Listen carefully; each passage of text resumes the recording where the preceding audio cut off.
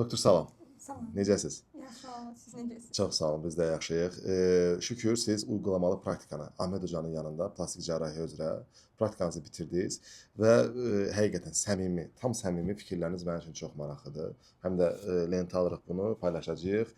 Getmək istəyən, faydalanmaq istəyən həkimlərimiz, rezidentlər də məlumatlansınlar ki, uygulamalı praktikaya getdikləri vaxtı hansı prosedurları hansı şəkildə öyrənirlər.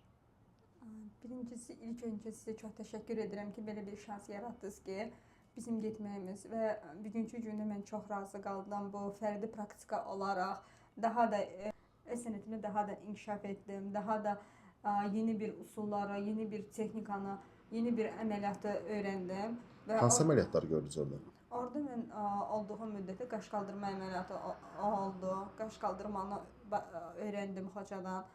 İmplant, süd vəzini, implantın dikləşdirmə, mamoplastika, süd vəzinin kiçiltməsi və dikləşdirilməsi əməliyyatına, demək olar ki, hər gün hocada abdominoplastika, liposakşa və lipofilling olur. Və aktiv iştirak elədim. Təbii ki, Özünüz də bəli.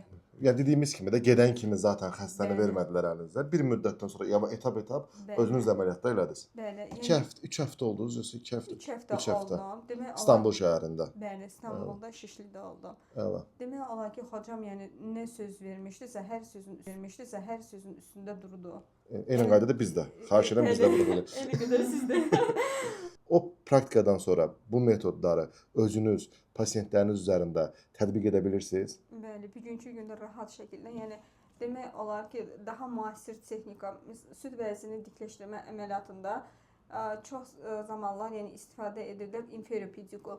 Amma hocalarda Türkiyədə daha çox inkişafa, qabağa gedib və o sahədə mənə öyrətdilər ki, supermedial pedikullu əməliyyatı icra etməyə.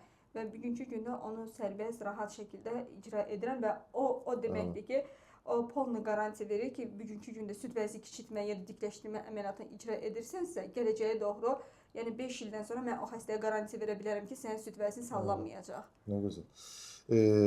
Çox təşəkkür edirəm sizə, əziyyət çəkdiniz, gəldiniz, fikirlərinizi bizlə bölüşdünüz. Ən önəmlisi bizə güvəndiniz və bizi seçdiniz və çox sevincliyəm ki, sizin güvəninizi boşa çıxartmadınız və sizin kimi öz üzərində işləyən, özünü daim inkişaf etdirmək istəyən həkimlərə kömək olduğumuz üçün xırda bir onun öz peşəsində, karyerasında xırda bir rolumuz olduğu üçün həqiqətən çox sevincliyəm. Sizə uğurlar arzulayıram gələcək karyeranızda.